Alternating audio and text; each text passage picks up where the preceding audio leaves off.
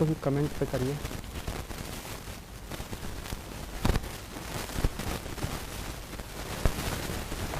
लाइए। नमस्कार, मैं नितिन श्रीवास्तव आप सभी का स्वागत करता हूं आपके प्रिय चैनल यूनिक ऑनलाइन गुरु पर। और आज आपके न्यू वीडियो में आपको आज मैं सी की आगे की चीज़ें जहां से मैंने रोका था, मैंने आपको सी का इंट्रोडक्शन बच्चों दे दिया था। कॉन्स्टेंट्स क्या होते हैं, सी किसने बनाई, सी को हम कैसे सीखेंगे, बेसिक से मैंने एकदम जीरो से, एकदम स्टार्ट से मैंने शुरू किया।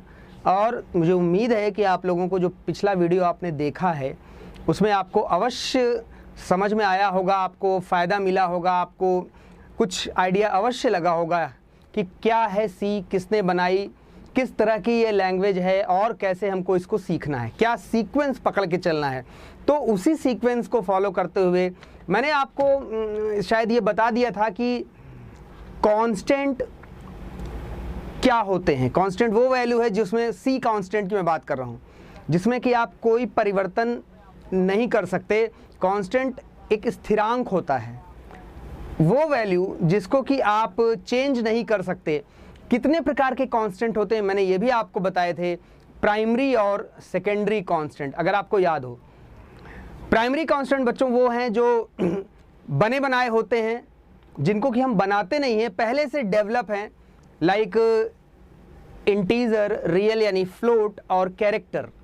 जबकि वो कांस्टेंट जिनको कि हम डेवलप करते हैं अपनी ज़रूरत के हिसाब से, अकॉर्डिंग टू सिचुएशन, जिनको यूजर डिफाइंड डेटा टाइप भी कहते हैं। आप आगे जाने वाले समय में सीखोगे भाई। तो आइए, जहां से मैंने रोका था वहीं से मैं आपको स्टार्ट कर रहा हूं, और इस उम्मीद के साथ कि आपको समझ में आएगा। तो लेट स्टार्ट, आइए शुरू करते हैं। उम्मीद है आप सब तैयार होंगे, ज्वाइन कर लिए होंगे। जल्दी जल्दी ज्वाइन कीजिए ताकि हम जो चीज़ें बताएं वो आप सभी तक पहुंच सकें और आप उसका लाभ उठा सकें। तो आइए बच्चों, हम स्टार्ट करते हैं, हम शुरू करते हैं आज के अपने वीडियो में। और आपको ये बताने की कोशिश करता हूँ, कांस्टेंट का तो इंट्रो मैंने दे दिया था। इसके बाद जो नेक्स्ट टॉपिक जो मैं आपको बताऊंगा आज की डेट में, वो है वेरिएबल्स। बहुत ही ज़्यादा महत्वपूर्ण टॉपिक है ये, याद रखना बच्चों। इस बात को गांठ बांध लीजिए कि बिना वेरिएबल बनाना सीखे आप कोई भी प्रोग्राम सी में बना नहीं सकते। तो वेरिएबल्स होते क्या हैं, कैसे इनको बनाएंगे, क्यों ज़रूरत है इनको बनाने की, प्रमुख प्रश्न, क्या आवश्यकता है इन वेरिएबल्स को क्रिएट करने की, ये जानना बहुत ज़रूरी है। तो आइए वेरिएबल्स से शुरू करते हैं। C variables, what is C variables, ये जानना बेहद ज़रूरी है। आपको मैंने ये बताया था कांस्टेंट्स क्या होते हैं। तो कांस्टेंट इज द क्वांटिटी, यानी आप सी लैंग्वेज में कितने प्रकार की जानकारियों पर काम कर सकते हैं, कितने प्रकार का डेटा आप यूज कर सकते हैं, ये इस बात पे डिपेंड करता है कि वो लैंग्वेज कितने प्रकार के कांस्टेंट को सपोर्ट करती है। सी लैंग्वेज में मैंने बताया ये सी लैंग्वेज के लिए नहीं, it is also applicable for Python, Java and other languages. देखिए कॉन्सेप्ट कभी नहीं बदलता। आप एक बात मैं बता दूं, कॉन्सेप्ट सीख लो, किसी एक लैंग्वेज को पकड़ लो, बस पकड़ लो उसको, किसी एक लैंग्वेज को जान लो, आपको बार बार अदर लैंग्वेजेस में जाके मेहनत नहीं करना पड़ेगा। ये मेरा मतलब गारंटी है, यही मैंने भी किया। मैंने भी एक ही लैंग्वेज पकड़ी थी और उसके बाद concept will be the similar, concept will never change. आप मतलब आज के जो विद्यार्थी हैं, मुझे लगता है कि वो प्रोग्राम रटने पर, मतलब not only in C language, कहीं पर भी कॉन्सेप्ट पर रिलाई कीजिए। आपका कॉन्सेप्ट अगर क्लियर है तो आप किसी भी भाषा में वो अप्लाई, सी वाला सीखा हुआ बंदा सी प्लस प्लस, जावा, डेटा स्ट्रक्चर, पाइथन, दुनिया की ऐसी कोई भाषा नहीं बनी जिसको सी वाला बंदा ना कर सके, ना बना सके। सी वाला बंदा हर चीज जान सकता है, हर चीज सीख सकता है स्वयं से, बट एक जगह बस सीखना है। तो मैं आपको बस यही कहना चाहता हूं, कॉन्सेप्ट से मत भटकिएगा। तो आइए हम शुरू करते हैं। तो मैंने आपको बता दिया था कि डेटा टाइप्स अर्थात कॉन्स्टेंट्स क्या होते हैं। तो आप आज एक चीज क्लियर जान लो, वेरिएबल्स का रोल। अच्छा, हाँ बच्चों, आपने कहा कि सर सी लैंग्वेज का एडवांटेज और डिसएडवांटेज बताया है। हाँ, मैंने इसका एडवांटेज और डिसएडवांटेज जिक्र किया है, आपने कहा है तो मैं इसका जिक्र कर लूँगा। आप निश्चिंत रहिए, थोड़ा सा अभी कॉन्सेप्ट पे आइए। मैं कमेंट में देख लिया मैंने आपका मैसेज, मैं उसको अवश्य डिस्कस कर दूंगा आज ही के वीडियो में। बट पहले वेरिएबल्स क्या है इस पे रुकिए।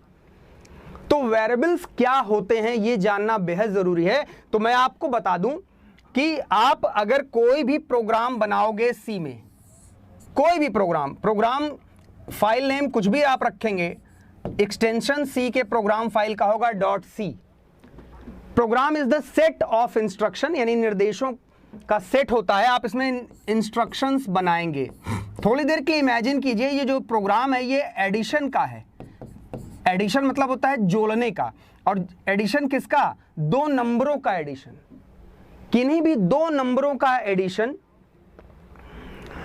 दो नंबर्स का एडिशन का प्रोग्राम अगर आपको बनाना है बच्चों, तो आप कैसे बनाएंगे? सबसे पहले सोचिएगा, आपको कम से कम इस प्रोग्राम को बनाने के लिए नंबर 1 यानी पहला नंबर और नंबर 2 यानी दूसरा नंबर, ये दो नंबर आपको चाहिए होंगे, तभी तो आपका प्रोग्राम एडिशन कर पाएगा। यानी आपको यह आवश्यकता पड़ेगी कि डेटा को जिन पर आपको ऑपरेट करना है, जिस जानकारी के ऊपर आपको मैनिपुलेट करना है सी के प्रोग्राम के द्वारा, उसको मेमोरी में स्टोर करने की। याद रखिएगा, कोई भी प्रोग्राम बिना डेटा पर ऑपरेट किए बगैर, मेमोरी पर बिना डेटा पर ऑपरेट किए बगैर आपको रिजल्ट दे नहीं सकता, और आप मेमोरी पर डेटा डायरेक्ट स्टोर नहीं कर सकते। छोटा सा मिसाल मैं दे रहा हूं कि सी के द्वारा, सी ही नहीं, पाइथन, जावा, कोबोल, बेसिक, C++, जो भी कंप्यूटर लैंग्वेज है, सब जगह यही सिद्धांत है। सिद्धांत क्या है कि भैया अगर आपको अपने प्रोग्राम से डेटा के ऊपर कार्य करना है तो सबसे पहली शर्त, वो डेटा मेमोरी पर स्टोर होना चाहिए। अगर वो डेटा मेमोरी पर स्टोर ही नहीं होगा बच्चों, तो कैसे आपका प्रोग्राम उस डेटा के ऊपर कार्य करेगा? यानी ये नंबर 1 और नंबर 2 की जो भी वैल्यू है, मान लीजिए ये 10 है बच्चों, मान लीजिए ये 20 है, अगर इनका एडिशन आपको 30 चाहिए, किसके द्वारा? सी के प्रोग्राम के द्वारा, तो प्रथम शर्त आपके लिए है कि आपको, क्या शर्त है? कि आपको इन दोनों नंबरों को मेमोरी पर, मेमोरी का मतलब कौन सी मेमोरी? प्राइमरी मेमोरी, जिसे आप रैम के नाम से जानते हैं, टेम्परेरी मेमोरी पर स्टोर करना पड़ेगा। और स्टोर करने के लिए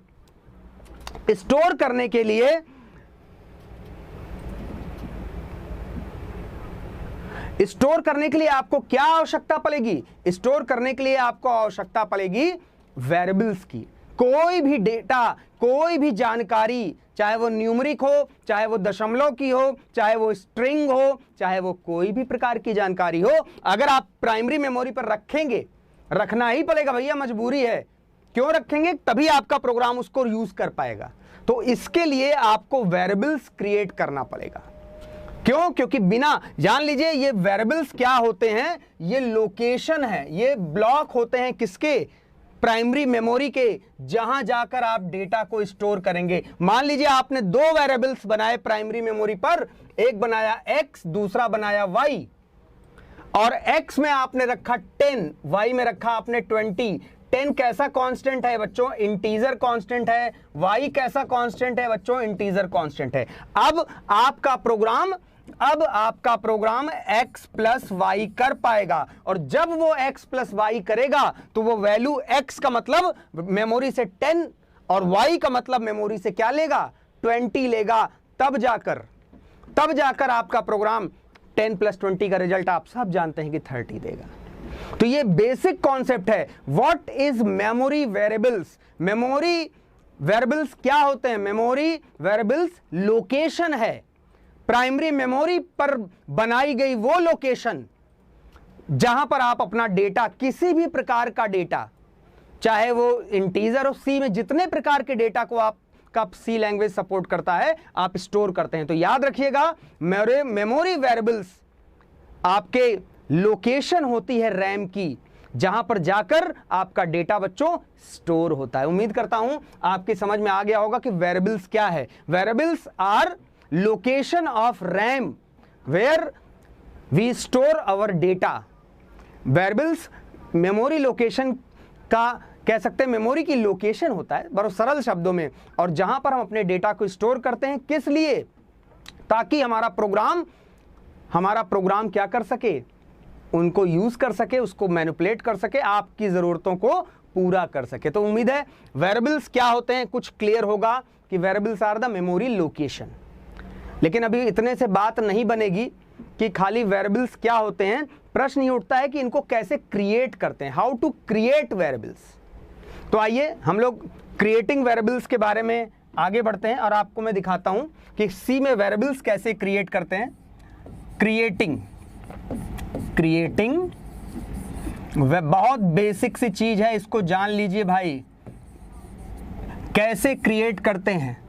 तो वेरिएबल्स को अगर आपको बनाना है तो सबसे पहले आपको बताना होगा डेटा टाइप। क्या बताएंगे आप? डेटा टाइप, और फिर आप देंगे मेमोरी, ये सिंटैक्स है, वेरिएबल नेम। डेटा टाइप अलग चीज हो गई, मेमोरी वेरिएबल का नाम अलग चीज हो गया। सी लैंग्वेज में ये कमाल की चीज है जो आपको करनी पड़ेगी, अर्थात वेरिएबल डिक्लेयर करने से पहले आपको यह बताना पड़ेगा कि जो वो वेरिएबल है वो कैसी वैल्यू को स्टोर करेगा, यानी उसको कहते हैं कास्टिंग कर देना, उसका जाति धर्म निर्धारित कर देना। जैसे होता ना, इंसान का जन्म जैसे ही होता है, धरती पे आया नहीं, वही सिद्धांत डेनिस रिची साहब ने पकड़ा, भैया आदमी आया नहीं कि उसका कास्टिंग होके आता है, कि हिंदू है, मुस्लिम है, सिख है, ईसाई है, किस जाति धर्म रिलीजन कंट्री से बिलोंग करते हैं, everything should be immediately defined when मतलब कि जब उसका जन्म होता है। वही चीज सी में है कि वेरिएबल बिना केवल नाम से नहीं हो सकता, उसका टाइप बताना पड़ेगा। मिसाल के तौर पे मैंने देखिए बनाया, अगर INT, सपोज INT ABC, और आगे बताऊंगा आपका वेरिएबल के बाद सेमीकोलन से सी लैंग्वेज में जिस प्रकार से, याद रखिएगा, जिस प्रकार से हिंदी में पूर्ण विराम लगता है एक सेंटेंस के बाद, अंग्रेजी में फुल स्टॉप लगता है, संस्कृत में हलंत आप लगाते हैं, सिमिलरली सी लैंग्वेज में each sentence will be terminated bye semicolon. Semicolon ये बताता है, सेमीकोलन क्या बताता है कि यहां से लाइन कंपाइलर को बताता है, हमको आपको नहीं बताता, हमको तो बस दिखता है। कंपाइलर कैसे पता लगाता है कि कोई लाइन समाप्त हो गई? उसके पास, कंपाइलर के पास हमारे आप जैसा दिमाग नहीं है कि कुछ भी नहीं लगा तब भी समझ जाएगा। तो भैया कंपाइलर समझता है किसके थ्रू? सेमीकोलन। सी का रूल है, रिमेंबर ऑलवेज। तो यहां पर आप देखिए, एक डिक्लेरेशन मैंने किया, पहला वेरिएबल आपके लिए मैंने बनाया INT ABC। यहां पे दो पार्ट हैं, यहां आप देखिए INT इसका क्या है? डेटा टाइप है बच्चों, और ABC क्या है? ABC बता रहा है वेरिएबल का नाम। क्या बता रहा है? वेरिएबल का नाम बता रहा है। दो पार्ट हैं। अब ये तय हो गया कि ABC एक वेरिएबल है, किस टाइप का? इंटीजर टाइप का, अर्थात ये जो वैल्यू स्टोर करेगा वो किस तरह की करेगा? Integer value. Integer data type में पढ़ा चुका हूं, ऐसा डेटा टाइप जिसमें दशमलव अलाउड नहीं होता, रूल पूरे बता चुका हूं। तो उम्मीद करता हूं आपको वेरिएबल क्रिएट करना भी बच्चों आ गया है। अब इसके साथ एक लाइन और आपको मैं दिखाना चाहूंगा, आइए देखिए, यहां क्रिएशन होगा, वेरिएबल्स का क्रिएशन प्लस इनिशियलाइजेशन। ये देखिए, ये थोड़ा सा डिफरेंट है, आइए इसको भी देख लीजिए। आपने लिखा INT x बराबर 10, यहां गौर से देखिएगा बच्चों, इस लाइन को समझने की कोशिश करिए। INT x is equals to 10। What is the meaning of this thing? इसका मतलब क्या है आपके लिए कि आप एक वेरिएबल बना रहे हो x नाम का, जिसकी वैल्यू आपने इनिशियलाइज कर दी 10, प्रारंभिक मान, और ये किसकी मदद से किया? इक्वल टू आगे आप पढ़ेंगे जब ऑपरेटर, इसको असाइनमेंट ऑपरेटर कहते हैं। और INT x का क्या है? डेटा टाइप है। तो होपफुली आपको समझ में आ गया होगा, यहां वेरिएबल क्रिएट हो रहा है, साथ में बच्चों इनिशियलाइज हो रहा है। आइए आगे बढ़ते हैं, खटाखट देखते चलिए। इसके बाद एक और लास्ट चीज वेरिएबल में है कि वेरिएबल जब आप बनाते हैं तो वेरिएबल का नामकरण करने के कुछ रूल्स होते हैं। What are the rules for naming of variables? क्या रूल्स हैं बच्चों? कुछ आइडिया है आप लोगों को? Any rules? आइए दिखाता हूं मैं कि रूल्स क्या हैं, ये थोड़ा सा समझ लीजिए। Rules for naming variables. Variable को क्रिएट करने के क्या रूल्स हैं? आइए, सबसे पहली बात, वेरिएबल आपका जो बनता है सी में, रूल नंबर 1 कह सकते हैं, वो कॉम्बिनेशन होता है। कॉम्बिनेशन माने होता है मिक्सचर, कॉम्बिनेशन ऑफ 1 से 8। किसका कॉम्बिनेशन होता है? 1 to 8। क्यों बच्चों? वेरिएबल जो आप बनाते हैं that is the combination of, आपका अल्फाबेट्स होगा, आप इसमें क्या यूज करोगे? अल्फाबेट्स।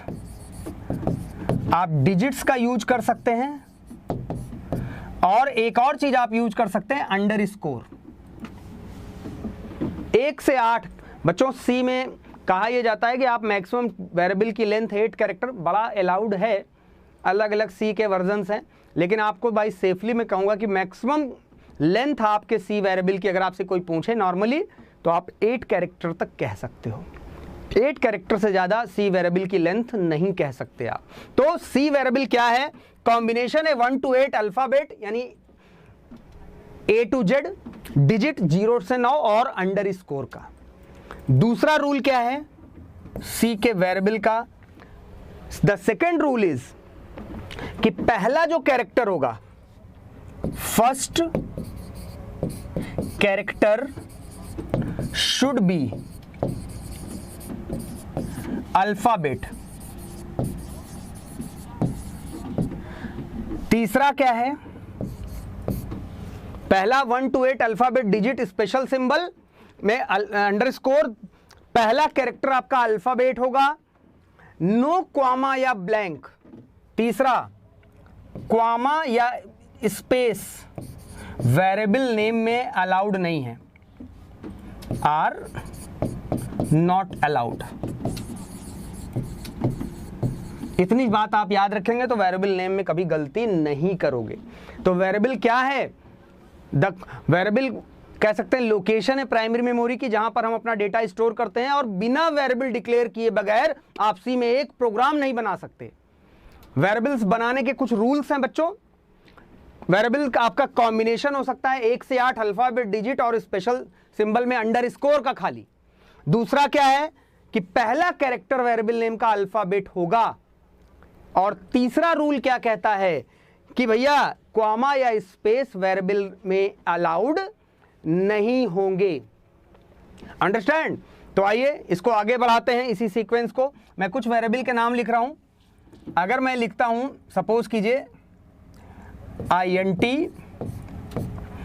एज अंडरस्कोर STU, बताइए ये वैलिड होगा या इनवैलिड वेरिएबल नेम होगा? एज अंडरस्कोर STU, तो यहां ए आपका पहला वेरिएबल का नाम कैरेक्टर अल्फाबेट है, बीच में अंडरस्कोर लगा है, एकदम वैलिड है। मान लीजिए मैंने लिखा कैरेक्टर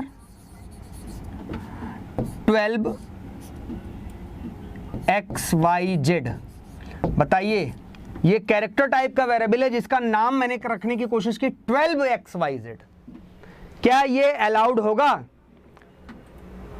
रूल्स को ध्यान दोगे तो बताया गया है कि वेरिएबल नेम का पहला कैरेक्टर आपका क्या है? Always be alphabet. तो ये भी नियम से उतर गया रास्ते से, तो ये अलाउड नहीं होगा। तो ये आप धीरे धीरे सीख जाएंगे। एक चीज बड़ी महत्वपूर्ण है जिसको मैं आपको कहना चाहूंगा कि ये देख लीजिए कि भैया सी आपकी केस सेंसिटिव भाषा है। केस सेंसिटिव से केस सेंसिटिव का क्या मतलब होता है कि कैपिटल और आपका स्मॉल, बच्चों कैपिटल और स्मॉल दोनों में डिफरेंस होगा। कैपिटल और स्मॉल सेम नहीं होगा। सी लैंग्वेज की ये खासियत है। यानी अगर आप वेरिएबल में, मान लीजिए आपने कोई वेरिएबल बनाया एज नाम से, और आपने कोई वेरिएबल बनाया स्मॉल में एज नाम से, तो बताइए ये दोनों सी के हिसाब से अलग वेरिएबल होंगे या सिमिलर वेरिएबल होंगे? स्पेलिंग सेम है बच्चों, लेकिन यहां एज कैपिटल और एज स्मॉल दो डिफरेंट वेरिएबल सी इसको मानेगा। क्यों डिफरेंट मानेगा? वजह वही है। क्या वजह है? कि भैया दोनों में क्या है, जो केस का अंतर है, कैपिटल और स्मॉल का जो अंतर है वो डिफरेंट है। यानी आप एक प्रोग्राम में एक नाम के दो वेरिएबल बना सकते हैं, बहुत गौर से सुनिएगा, लेकिन दोनों वेरिएबल का केस शुड बी डिफर। अगर दोनों वेरिएबल का केस सिमिलर हो गया तो आपको सी लैंग्वेज कभी भी, सी का कंपाइलर बहुत स्ट्रांग है, वो आपको कभी भी सिमिलर वेरिएबल सेम केस के बनाने नहीं देगा। क्या करेगा वो? आपको एरर दे देगा कि वेरिएबल ऑलरेडी एग्जिस्ट, तो आपको एक नाम के दो वेरिएबल बना नहीं पाएंगे। तो बच्चों याद रखना कि साहब सी लैंग्वेज में केस सेंसिटिव बहुत चक्कर है, कैपिटल स्मॉल का अंतर है, आगे पढ़ेंगे, आप यूज करेंगे जब प्रोग्राम पे मैं लेके आऊंगा। तो इसलिए विशेष ध्यान दीजिए कि सी लैंग्वेज में वेरिएबल बनाते समय कैपिटल स्मॉल का चक्कर आएगा, इसको गड़बड़ मत कीजिएगा। होपफुली आप अंडरस्टैंड कर रहे हैं। आइए अब आगे बढ़ते हैं, इसके बाद अपने नए टॉपिक पे आते हैं। आपको बेसिक्स पे ले चल रहा हूं मैं, कॉन्स्टेंट्स बता दिया, वेरिएबल्स बता दिया। नाउ हम स्टार्ट कर रहे हैं थोड़ा सा सी के कीवर्ड्स के बारे में। What is C keywords? Let start। बिना कीवर्ड के तो कोई प्रोग्रामिंग लैंग्वेज हो ही नहीं सकती। तो आइए देखिए C के कीवर्ड्स। कीवर्ड्स क्या होते हैं, मैं इनके बारे में कम से कम शब्द में लिख रहा हूं। They are the reserve, they are the reserve words whose meaning are pre-defined, इसको नोट कर लीजिएगा, by C कंपाइलर।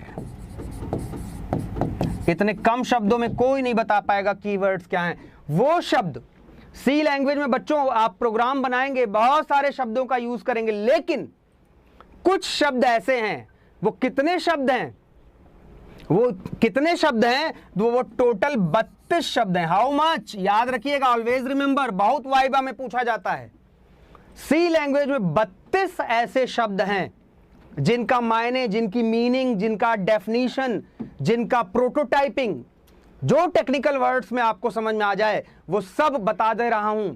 जिनका मायने, मीनिंग, प्रोटोटाइपिंग सब पहले से निर्धारित है। मिस्टर डेनिस रिची या उनकी टीम ने भैया बना दिया है, हम उसमें कोई परिवर्तन नहीं कर सकते। ऐसे वर्ड, मैंने शब्द यूज किया रिजर्व, जैसे आप रिजर्वेशन करा लेते ना सीट्स का, फ्लाइट में, ट्रेन में या कहीं पर भी, आजकल वैक्सीनेशन में भी रिजर्वेशन हो गया है सर। तो रिजर्व वर्ड्स हैं ये कीवर्ड्स, और जिनकी मीनिंग पहले से बनी बनाई है, आप उनकी मीनिंग को परिवर्तित नहीं करते, कर सकते ही नहीं, करोगे क्या?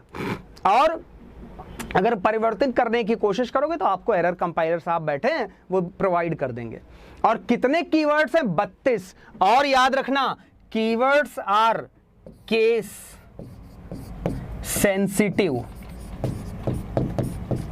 What are keywords? तो ये कीवर्ड्स केस सेंसिटिव होते हैं। केस सेंसिटिव का मतलब अभी मैंने बताया कि कैपिटल स्मॉल का चक्कर है। याद रखिएगा, कीवर्ड्स आर ऑलवेज, कीवर्ड्स आप लिखोगे ऑलवेज स्मॉल केस में। किस में लिखोगे?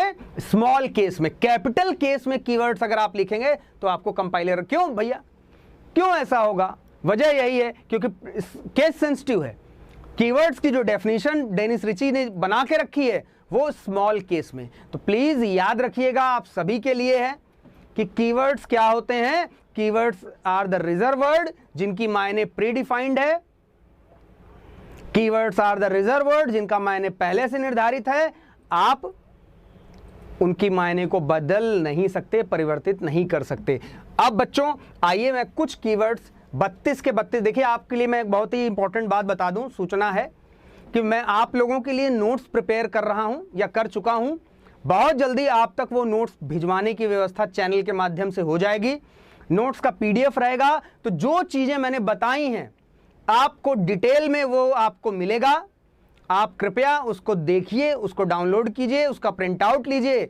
और मैं बता दूं ज़बरदस्त नोट्स है, मतलब इतनी चीज़ है उसमें कि अगर आप पढ़ लोगे तो कहीं नहीं जाना, कोई और किताब नहीं, कोई और नोट्स नहीं, कोई और वीडियो देखने की ज़रूरत नहीं पड़ेगी। बार बार एक बात बता दूं, बहुत सारे लोग होते हैं एक जगह देखा, अरे यार छोड़ो पूरा नहीं समझेंगे, कहीं और से देखेंगे। अरे भाई आप अपना समय लॉस कर रहे हैं, आपके पास लिमिटेड टाइम है, you have only 45 days for your examination. तो समय को बचाइए, मिनिमम शब्दों में मैक्सिमम लेने की बच्चों कोशिश करिए। ये मेरा आपसे सजेशन है, सुझाव है, मानना ना मानना आपके हाथ है। तो नोट्स देने की जिम्मेदारी है हमारी। नोट्स मैं दूंगा, प्रैक्टिकल नोट्स दूंगा, प्रोग्रामिंग के नोट्स के साथ आपको प्रोवाइड कराऊंगा।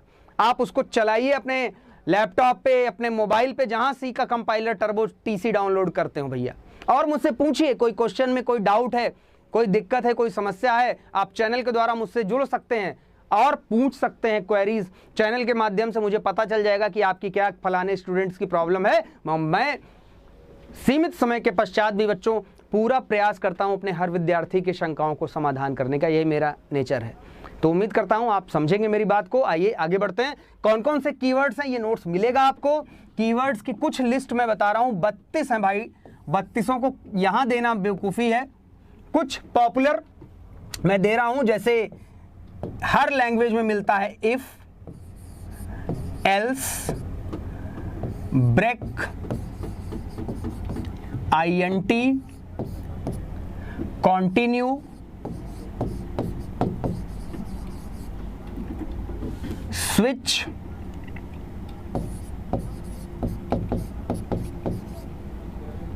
For, while. ये सब बहुत ही पॉपुलर कीवर्ड्स हैं, आपको मिल जाएंगे, जावा में भी मिल जाएगा, पाइथन में भी मिल जाएगा, 80% मिलेगा। तो आपको कीवर्ड्स रटना नहीं है भाई, कतई नहीं रटना, कीवर्ड्स रटने की जरूरत नहीं है, ठीक है।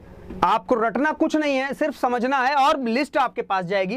If, break, continue, else, INT, switch, for, while, do, all, मतलब 32 के 32 हैं, सब की मीनिंग निर्धारित है। मैं आपको बता दूं, ये वाइल शब्द की मीनिंग को डिफाइन किया गया है, और जब आप सी के एडिटर पर जाके टाइप करोगे program, when you type your program on the C editor बच्चों, तो ये कीवर्ड्स का कलर चेंज हो जाता है। आप जानते हैं बाय डिफॉल्ट जो सेटिंग है उसमें कीवर्ड्स किस कलर से आते हैं, जैसे मैं लिख रहा हूं व्हाइट कलर से ही दिखता है।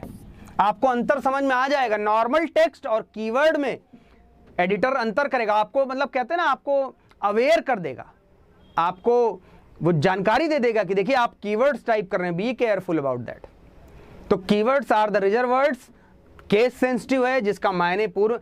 और एक चीज और जान लीजिए, बहुत सारे लोग कहते हैं अरे छोड़ो ये तो 32 शब्द क्या है ये। मैं आपको बता दूं, सी का प्रोग्राम इन्हीं 32 शब्दों की, सी की पूरी दुनिया है, ये पूरी दुनिया है, पूरा वर्ड है अबाउट द सी। इन्हीं 32 शब्द से सी के पूरे प्रोग्राम आप लिखोगे। बता देना एक 33वां कोई शब्द आएगा जिसके द्वारा सी का प्रोग्राम बनेगा, कोई शब्द नहीं है भाई। C++ की बात की जाए, 16 और जोड़ दो 48 बन गए, C++ बन जाती है। आप समझिएगा बात को, हर लैंग्वेज में कमाल खाली कीवर्ड्स का है। पाइथन में भी, आपके जावा में भी यही कीवर्ड है बच्चों, यही कीवर्ड समझ जाओ, इनका रोल समझ में आ जाए, इनका प्रयोग समझ में आ जाए, you are the master person, आप प्रोग्रामर बन जाएंगे। तो मैं बता रहा हूं कीवर्ड्स को हल्के में मत लीजिएगा, ये वही शब्द हैं जो जिनमें पूरी सी, चूंकि मैं सी की डेमो, सी का क्लास ले रहा हूं, सी का वीडियो है ये, इसलिए मैं सी के बारे में कहता हूं कि भैया सी लैंग्वेज के सारे प्रोग्राम इन 32 के अलावा 33वां कोई शब्द प्रयोग करके नहीं बनेंगे। तो याद रखिएगा, इनका बहुत बड़ा महत्व है। शायद आपको जरूरत भी ना पड़े 32 के 32 की और आपका काम हो जाए। इसलिए डोंट वरी भाई, ओ लेवल का एग्जाम है, मुझे पता है, आप बिल्कुल निश्चिंत रहिए। 9 सितंबर से शुरू हो रहा है, 11 सितंबर को सी है। आपका कोर्स कराऊंगा मैं, लेकिन अभी शुरुआत है, थोड़ा सा दौड़ा नहीं सकते हैं। तो कीवर्ड्स के बाद आइए हम आगे बढ़ते हैं आपको नेक्स्ट टॉपिक की ओर, और आपको मैं बताने की कोशिश करता हूं कि हम लोग इतने में किसी को कोई डाउट नहीं होना चाहिए। मुझे उम्मीद है आप लोग की समझ में आ रहा होगा चीज़ें। तो let start with our next topic, जिसको कहते हैं सी इंस्ट्रक्शंस। बहुत महत्वपूर्ण है, आइए दिखाते हैं। अगला टॉपिक सी इंस्ट्रक्शंस।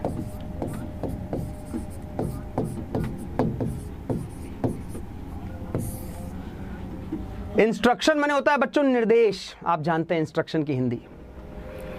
प्रश्न ये उठता है, अच्छा आपको ये भी पता है सी लैंग्वेज एक प्रोग्रामिंग लैंग्वेज है जिसके द्वारा हम प्रोग्राम बनाते हैं, यानी program is the set of instruction.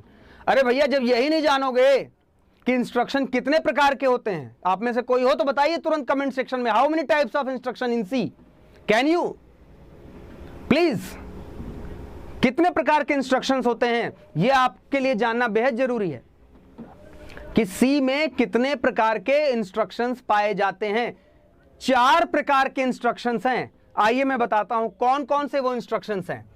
Number 1 जिसको कहा जाता है बच्चों, नोट करके रखिए, टाइप डिक्लेरेशन, पहला। Number 2 IO, input output instruction. पहला टाइप डिक्लेरेशन, दूसरा input output, third one arithmetic,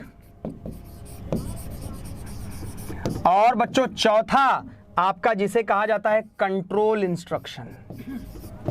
क्या कहा जाता है? Control instruction. इन्हीं 4 प्रकार के इंस्ट्रक्शन में पूरे प्रोग्रामिंग हो जाएगी आपकी।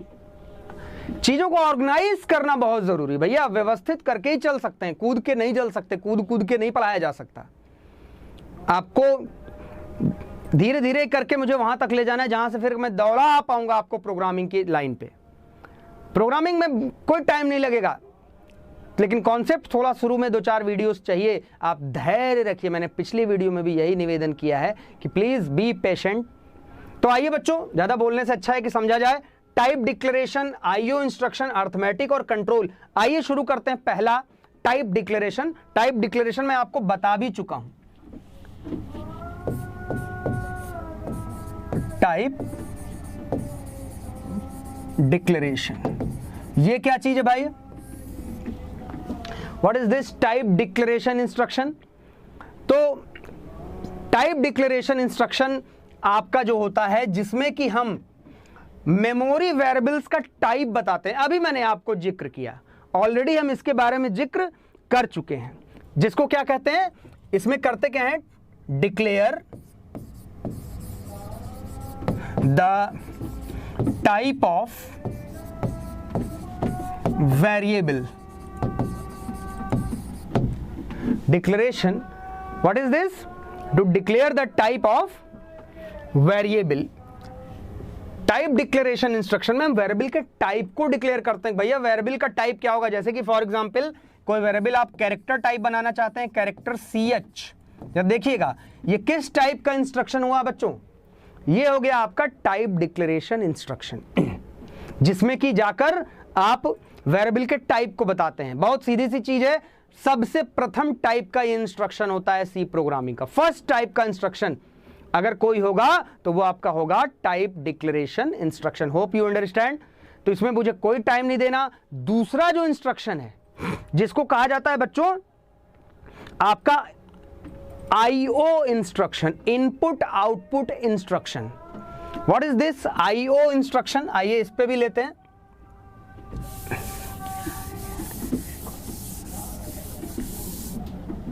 आईओ इंस्ट्रक्शन क्या चीज है, आइए जरा सा देखते हैं। आईओ, इसमें क्या होता है बच्चों, कोई भी प्रोग्राम, याद रखिएगा सी में जब आप प्रोग्राम बनाते हैं, कोई भी फाइल आप क्रिएट करेंगे, कोई भी प्रोग्राम को आपको बाहर से इनपुट देना होगा जिसको कहते हैं इनपुट, और प्रोग्राम आपको रिजल्ट प्रोवाइड करेगा जिसको कि हम क्या कहते हैं, आउटपुट कहते हैं। याद रखिएगा, अगर किसी प्रोग्राम को आपने इनपुट ना दिया, अरे भैया इनपुट नहीं दोगे तो उसको कैसे जानकारी मिलेगी कि क्या प्रोसेस करना है, कैसे डेटा के ऊपर मैनिपुलेट करना है, यूजर क्या चाहता है। और प्रोसेस करने के पश्चात अगर उसने आपको आउटपुट ना दिए तो वो भी बेकार है। तो सी लैंग्वेज में आईओ इंस्ट्रक्शन, सी नहीं, नॉट ओनली सी, सभी प्रोग्रामिंग लैंग्वेज में IO instruction is the most important. बच्चों को बड़ा मजा आता है, कोई और इंस्ट्रक्शन जाने न जाने अगर इनपुट आउटपुट करना आ गया तो देखो कैसे हम अपना नाम टाइप कर सकते हैं, कैसे नाम प्रिंट करा सकते हैं, कैसे डिटेल, कैसे ये आउटपुट ला सकते हैं, बड़ा मजा आता है। तो IO instruction most important instruction है आपके सी प्रोग्रामिंग का। और ये होता किसकी मदद से है आईओ, ये ऑपरेशन होता है सी में। इसके लिए बच्चों बहुत सारे फंक्शंस हैं, उन फंक्शंस का हम जिक्र करेंगे, बहुत सारे फंक्शंस हैं, लेकिन most popular function for input output process, जो मोस्ट इंपॉर्टेंट प्रोसेस है इसका, इस कार्य के लिए, इनपुट आउटपुट प्रोसेस के लिए जो दो फंक्शन सबसे ज्यादा यूज होते हैं वो है आपका स्कैनफ, और बच्चों दूसरा जो फंक्शन है वो आपका कौन सा है, प्रिंटफ। जरा देखिएगा, स्कैनफ और printf, where scanf is use for input और printf is use for output. दूसरे प्रकार का सी का इंस्ट्रक्शन है जिसके द्वारा आप इनपुट, और अगर आपको सी लैंग्वेज में कोई पूछता है बच्चों कि इनपुट करना है, कोई वैल्यू कीबोर्ड से मेमोरी वेरिएबल में भेजनी है, एनी वैल्यू को आपको अगर कीबोर्ड से मेमोरी वेरिएबल में ट्रांसफर करनी है बच्चों, तो आप कौन सा इंस्ट्रक्शन यूज करेंगे, तो आप कहेंगे सर हम इनपुट इंस्ट्रक्शन। और इसके लिए कौन सा फंक्शन यूज होगा, स्कैन, स्कैन मैंने खींच लेना, एफ फंक्शन। और प्रिंट करने के लिए यानी कोई भी आउटपुट, प्रोग्राम के द्वारा उत्पन्न किए गए किसी भी आउटपुट को अगर आपको बाहर भेजना है, आउटपुट कहां पे भेजना है, कंसोल पर, कंसोल माने मॉनिटर, तो इसके लिए आप यूज करेंगे कौन सा फंक्शन, प्रिंटफ फंक्शन। बहुत क्लियर बात है। आइए मैं इसका एग्जांपल आपको प्रिंटफ और स्कैनफ का यूज करके एक दिखा देता हूं, भी कंप्लीट प्रोग्राम नहीं, प्रिंटफ और स्कैनफ का एक यूज दिखा रहा हूं। आइए कैसे करते हैं, यूज ऑफ प्रिंटफ। पहले यूज ऑफ प्रिंटफ देखिए, आपको अगर सी से कुछ प्रिंट कराना है अपने प्रोग्राम से, आप लिखिए प्रिंट एफ, सब स्मॉल में बच्चों, डबल कोट्स में अगर आपने लिखा हेलो सी, और यहां क्या लगाएंगे आप, सेमीकोलन। तो यहां पे क्या होगा बच्चों, प्रिंटफ फंक्शन क्या करेगा, ये जो मैटर आपने लिखा है डबल कोट्स के अंदर कुछ भी लिख दो, एनीथिंग, वो आपको ले जाएगा सीधे कहां पर, जो आपका मॉनिटर होगा। जब आप इस प्रोग्राम को रन कराएंगे, आगे कैसे रन कराएंगे वो सब हम अभी जिक्र करेंगे, तो आपको यहां पर क्या लिख के आएगा मॉनिटर पे, हेलो सी। ये तो हो गया आपका नॉर्मल प्रिंटफ। इसके अलावा बच्चों अगर आप किसी वेरिएबल की वैल्यू को प्रिंट कराना चाहते हैं, आइए वो दिखाता हूं कि हाउ टू यूज, कैसे हम प्रिंट कराएंगे किसी वेरिएबल की वैल्यू को। इसको देखिए, print the value of a variable. किसी वेरिएबल की वैल्यू को कैसे प्रिंट कराएंगे बच्चों, तो इसके लिए सपोज कीजिए आपने कोई वेरिएबल बनाया हुआ है int x, और x का मान है 10, आपको इसको प्रिंट कराना है। मैंने आपको बताया था, अगर आपको याद हो, कि इंटीजर का फॉर्मेट स्पेसिफायर होता है %d, इफ यू रिमेंबर, नहीं है तो याद कर लीजिए। अब आपको प्रिंट कराना है x की वैल्यू, आप लिखिए प्रिंट, डबल कोट्स में लिखेंगे %d, डबल कोट्स बंद होगा, और किसकी वैल्यू प्रिंट होनी है, x की। ये देखिए, तो ये क्या करेगा, प्रिंटफ फंक्शन क्या करेगा बच्चों, आप उसको बता रहे हैं कि जो वैल्यू प्रिंट होनी है वो इंटीजर टाइप की, और किसकी वैल्यू, वो x की वैल्यू। तो x का जो भी मान है आपका आउटपुट 10 आ जाएगा। इसी चीज को एक और तरीके से आप लिखना चाहते हो तो आप ये भी लिख सकते हो मैसेज के साथ printf x is equal to percentage d बच्चों, और कॉमा देके क्या लिख दीजिए x। जरा इस स्टेटमेंट को देखिए, printf x इज इक्वल, तो यहां पर बच्चों क्या होगा, x is equal to as it is print होगा, और यहां जो परसेंटेज d है वो रिप्लेस हो जाएगा x की वैल्यू से। यानी आउटपुट कैसे आएगा, इस लाइन का आउटपुट आएगा x बराबर बच्चों 10। आ रहा है समझ में? तो ये है आपका यूज किसका, फंक्शंस का, printf फंक्शन का। बहुत ही आसानी से आप printf फंक्शन को यूज करके आप इवन नॉट, आप केवल वेरिएबल ही नहीं, वेरिएबल की वैल्यू ही नहीं, कोई समीकरण को भी आप printf के द्वारा यूज करके प्रिंट करा सकते हो बच्चों। तो आइए देखें कैसे वेरिएबल की वैल्यू मैसेज, ये हो गया वेरिएबल की वैल्यू नॉर्मल तरीके से, मैसेज वाला हेलो सी लिख के दिखा दिया। अब तीसरा तरीका, आइए देखिए कि printf का एक और यूज देखो बच्चों। मान लीजिए आपने वेरिएबल बनाया int x बराबर 10 y बराबर 20, दो वेरिएबल आपने डिक्लेयर किए हैं, इंटीजर ही टाइप के हैं, दोनों एक लाइन में लिख सकते हैं सी में आप। इसके बाद मैंने लिखा printf ऐड मैसेज के साथ बच्चों मैसेज दिया add is equal to percentage d, और बच्चों एडिशन करना है x प्लस y। जरा देखिएगा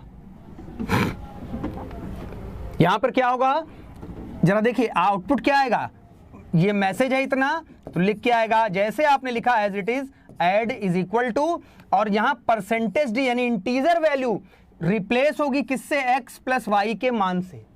यानी ये सॉल्व करेगा printf, तो जब x प्लस वाई को सॉल्व करेगा तो 20 प्लस 10 30, वो रिप्लेस हो जाएगा, तो यहां पर प्रिंटिंग आएगी, आउटपुट क्या आएगा, ऐड बराबर 30। सोच लीजिए कितना इंटेलिजेंट फंक्शन है, मतलब ये आप अभी आपको लग रहा होगा कि बहुत सामान्य सी चीज है, लेकिन आप इमेजिन कीजिए कि how intelligent this printf is, जिसके द्वारा आप वेरिएबल की वैल्यू, मैसेज, फंक्शंस, आप एक्सप्रेशन यानी समीकरण का रिजल्ट भी आप डिस्प्ले, कमाल की चीज है। तो मुझे उम्मीद करता हूं कि आपको बच्चों ये समझ में आ रहा होगा। आज की क्लास वीडियो कह सकते हैं समय समाप्त हो चला है।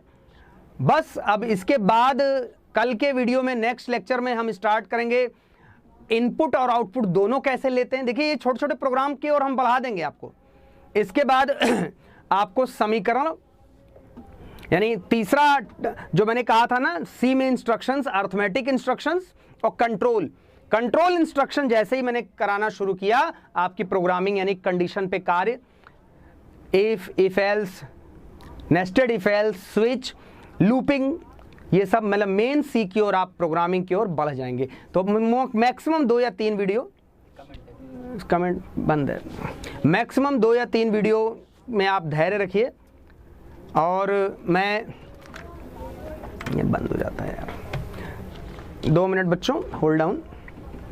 आप बोलते हैं तो ये याद रखिएगा कि आप बिल्कुल निश्चिंत रहिए, धैर्य रखिए, समस्या नहीं आएगी, ये मेरा आपसे कह सकते हैं भरोसा रखिए। थोड़ा सा ट्रस्ट करना चाहिए इंसान को, ट्रस्ट करेंगे तो आपको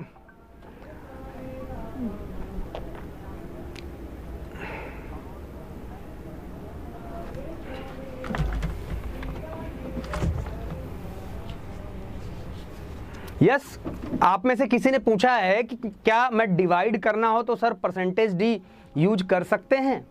यस बिल्कुल कर सकते हैं आप परसेंटेज डी यूज करके आप डिवाइड करोगे। जैसे थोड़ी देर के लिए इमेजिन कीजिए कि printf परसेंटेज डी और 5 divide by 2, anybody can imagine what is the result of this? इसका रिजल्ट क्या आएगा? तो देखिए यहां अंदाजा नहीं चलता, वो इसीलिए मैं आपको फंडामेंटल बेसिक्स पे रोक रहा हूं। आराम से। अभी आपको एक चीज रह गई है बताने को कि ऑपरेशंस जब डिफरेंट डेटा टाइप का करते हैं तो क्या होता है।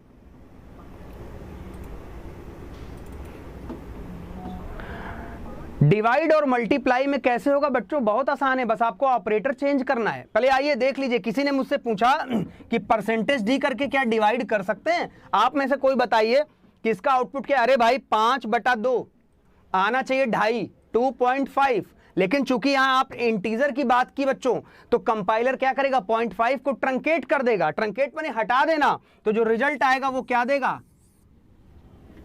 2 आएगा, नॉट 2.5। आप में से कोई अंकिता सिन्हा जी हैं, वो कह रही है 2.5 नहीं आ सकता। क्यों 2.5 आएगा भाई, आप काम किस तरह के डेटा टाइप पे कर रहे हैं, इंटीजर पे कर रहे हैं। एक रूल है, अभी बताना है कि भैया integer will always give the integer result, याद रखिएगा। सी में आप 5/2 कर दो, आपका आंसर 2.5 नहीं, इट विल बी 2। याद रखिएगा, ये बहुत बेसिक सी चीजें हैं, तो सी का रूल अलग है। और आप में से किसी ने पूछा कि मल्टीप्लाई करना हो तो क्या परसेंटेज डी हम कर सकते हैं। हाँ बिल्कुल कर सकते हैं, बिना किसी शंका के। आप मतलब आपको मल्टीप्लाई करना है, आप लिखें print F percentage D x multiplied by y, आपको ये रिजल्ट देगा मल्टीप्लीकेशन का, और कुछ नहीं। तो डोंट वरी अबाउट दैट, बिल्कुल आप थोड़ा सा धैर्य के साथ चलिए, आपको आनंद आएगा, मुझे पूरी उम्मीद है। और हम एक एक चीज लेके चलेंगे, कोई चीज छूटेगी नहीं, विथ नोट्स जाएगा। तो बस थोड़ा सा ध्यान रखिए। इसके साथ ही मैं आज के वीडियो को समाप्त कर रहा हूं, और कल यहीं से स्टार्ट करेंगे। बिल्कुल एकदम आप धैर्य रखिएगा और लगे रहिए, समझ में जरूर आएगा, दैट इज माय गारंटी। तो बस बच्चों, आज के लिए आपसे विदा लेना चाहता हूं। शुभ रात्रि।